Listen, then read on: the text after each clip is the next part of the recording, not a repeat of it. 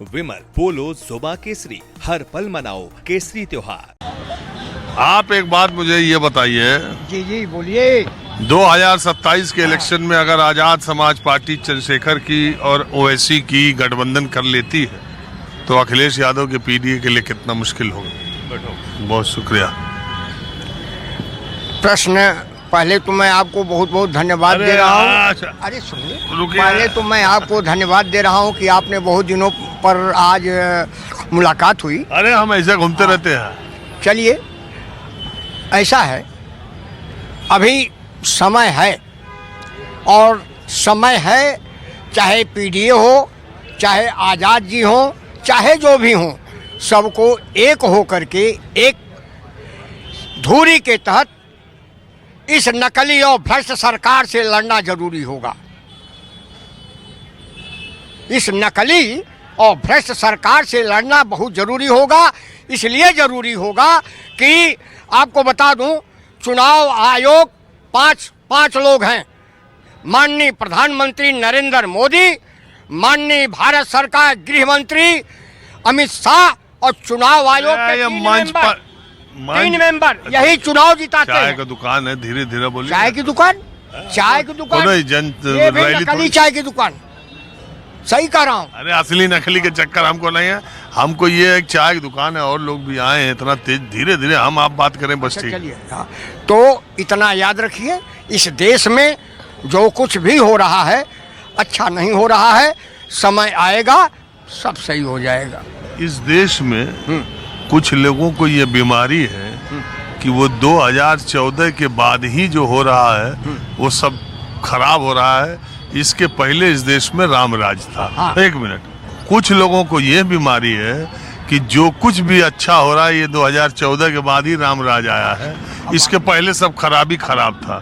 दो ही तरह के लोग हमको समाज में ज्यादा दिखाई देते हैं। आपको बता रहा हूँ, 2014 कहाँ का चुनाव लें, जहाँ से हमारे देश का प्रधानमंत्री नरेंद्र मोदी चुनाव लड़ते हैं, वहाँ की बात करूं या लखनऊ की बात करूं या गोरखपुर की करूं या उपनाम गोबरपुर की करूं, कहाँ की करूं, जहाँ से कहिए वहीं शुरू करूं।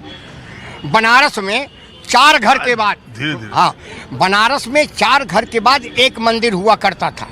वो सारे मंदिर टूट गए। उसमें के देवी देवता कहाँ गए, कोई खोज रहा है? नहीं खोज रहा है।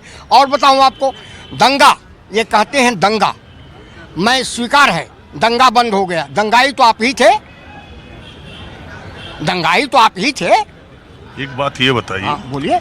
आप ये नहीं मानते कि पिछले 10 साल में उत्तर प्रदेश में लॉ एंड ऑर्डर सुधरा है? उत्तर प्रदेश खूब सुधरा, बड़ा बढ़िया सुधरा, इतना बढ़िया सुधरा कि कहीं पटेलों का सम्मेलन हो रहा है, उसमें विधायक लोग जा रहे हैं। ब्राह्मणों का सम्मेलन हो रहा है, उसमें विधायक जा रहे हैं। और ठाकुरों का सम्मेलन हो रहा है, ठाकुर लोग जा रहे हैं। और राजभर का सम्मेलन हो रहा है तो एक मंत्री है वो जा रहा है। तमाम लोग तमाम स्तर से जा रहे हैं।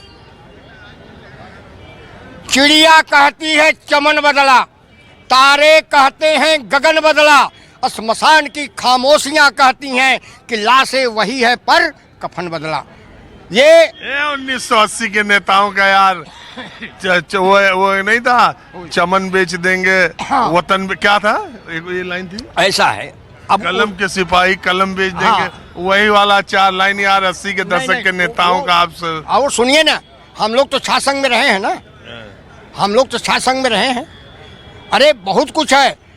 एक चीज और सुन लीजिए, इबादत इसका है रोता है क्या, आगे आगे देखिए होता है क्या। ये जो जुमला है ना, खूब बढ़िया है। बनारस को क्या बोले थे, जरा बता दीजिए आप। वो ऐसे है शेर, इब्तिदाए इश्क में आधी रात जागे, अल्लाह जाने क्या होगा आगे। लेकिन अल्लाह को कहाँ लोगों ने देखा, अल्लाह को भी नहीं बख्श रहे हैं। ये तो कह रहे हैं कि मैं मुसलमानों को पंचर बनाना सिखा दिया। मैं कहूँगा कि पंचर किस जात के व्यक्ति ने नहीं बनाया, कोई बता दे। पहले कोई भी जात हो, पंचर तो बनाया ही है। नेताजी डिरेल हो जा रहे हैं। नेता माने जानते हैं, फिर आप नेता माने नीति, नियत और नैतिकता तीनों खत्म हो वही नेता है। आज की तारीख? हाँ, आज की तारीख में।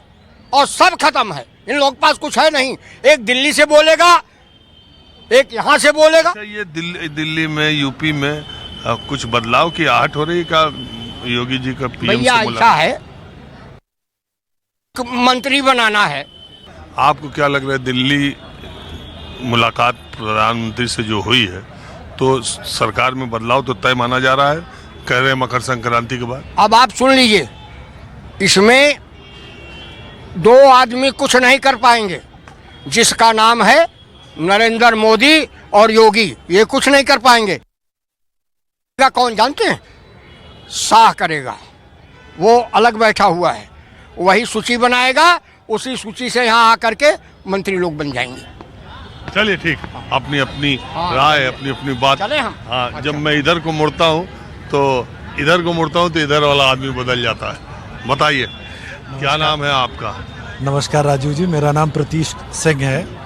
बताइए प्रतीश जी, मैं ये जानने आज आया हूँ कि SIR को लेके लखनऊ में या उत्तर प्रदेश में, जैसे मुझे एक है कि कल 6 तारीख को SIR जब आएगा तो उत्तर प्रदेश में एक लोगों के बीच में 1 करोड़ वोटरों को नोटिस, 3 करोड़ वोटरों का नाम कटना, आपको लगता है जैसे बिहार में साधारण तौर सामान्य रहा, कोई बहुत ज़्यादा उसका असर ज़मीन पर दिखाई नहीं दिया, उसी तरह उत्तर प्रदेश में भी रहेगा, या जैसे बंगाल में बहुत हल्ला मचा वैसे उत्तर प्रदेश में मचेगा? आपको कैसा लगता है? देखिए, डेमोक्रेसी में राजीव जी जो लोग बिलीव करते हैं उन्हें शासन को और सरकार को मानना होगा। मैं इसको इस नज़रिए से नहीं देखता कि दिल्ली में कौन बैठा है और लखनऊ में कोई बैठा है। अभिव्यक्ति की आज़ादी ने आज हम लोग को जहां पहुंचा दिया है कि लोग सही गलत का फ़र्क भूल गए हैं। सबसे बड़ी बात जो नज़र आती है, राजनीतिक वैमनस्यता ने राजनीति के ऐसे मापदंड क्रिएट कर दिए हैं कि जनता समझ ही नहीं पा रही है। जनता ये समझ रही है कि मुझे अगर फलानी पार्टी के साथ रहना है तो उस पार्टी की गाइडलाइन को फॉलो करना है।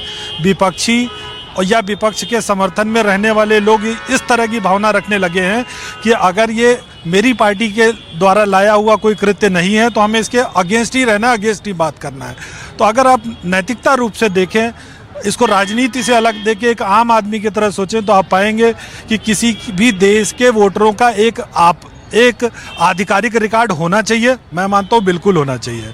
सुधार के लिए अभी बहुत सारे अवसर दिए जाएंगे, सरकार ने उसके लिए कभी नहीं मना किया। बहुत ही जायज़ बात है। नाजायज़ क्या बात है कि लोगों ने इसको अपनी पार्टी लाइन से जोड़ के देखना और बंद आंखों से सोचना शुरू कर दिया है। किसी भी देश की आंतरिक स्थिति को ठीक रखने के लिए आपको अंतर्कलह से बचने के लिए सही चीज़ें अख्तियार करनी चाहिए, ना कि गलत रास्ते पे चल देना चाहिए। मैं आज देख रहा हूँ कि कोई पार्टी विशुद्ध रूप से 100% शुद्ध नहीं है, ना ही कोई विपक्षी उस रूप से है। नरम गरम से आपका देश बना, उसी भी ढर्रे को आज ये स्वतंत्र भारत की कुंडली ढो रहा है। तो आम जनता खुश होगी, कहीं किसी को कोई दिक्कत नहीं होगी। जो 2003 में वोटर थे, इसका मतलब वो जागरूक थे। जो 2025 की SIR का फॉर्म भर रहे हैं वो जागरूक लोग हैं।